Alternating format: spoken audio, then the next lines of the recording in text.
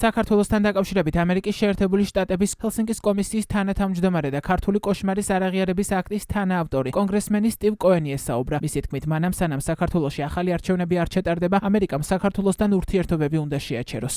გვაქვს მეგობარი აქტი. პირველი აქტი, რომელიც ავალდებულებს სანქციების გადახედვას ყველა ქართული ოფიციალური პირის მიმართ, ოცნების გუნდის მიმართ, რასაც მე კოშმარულ გუნდს ვუწოდებ.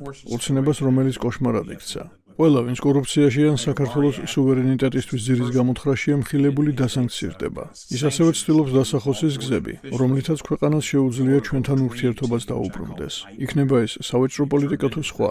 მაგრამ ახლა ძალიან რთულია ამერიკის შეერთებული შტატებისთვის იმ მთავრობის ლეგიტიმურობის აღიარება, რომელიც გაყალბებულ არჩევნებს ეფუძნება. კონგრესმენმა ინტერვიუში თქვა, რომ ივანიშვილს ქართველი ხალხი დასავლეთისგან შორს მიყავს და მიყავს რუსეთთან უფრო ახლოს, სადაც თავად მისი გული და მისი ფულია.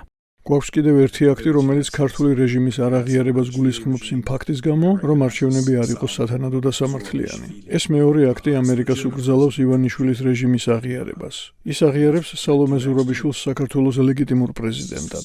ეს საშინელი ვითარებაა. ჰელსინკის კომისიის წევრთა უმეტესობა დაინტერესებულია საქართველოსთან უკეთესი ურთიერთობით. და ამისთვის საჭირო გზა არის ამ უკანონო, ივანიშვილის მიერ მხარდაჭერილი მთავრობის არაღიარება, რომელმაც უკანონო შეუსაბამო არჩევნები ჩაატარა, რომელსაც საერთაშორისო დამკვირვებლები აფასებენ როგორც არაზუსტსა და უსამართლოს.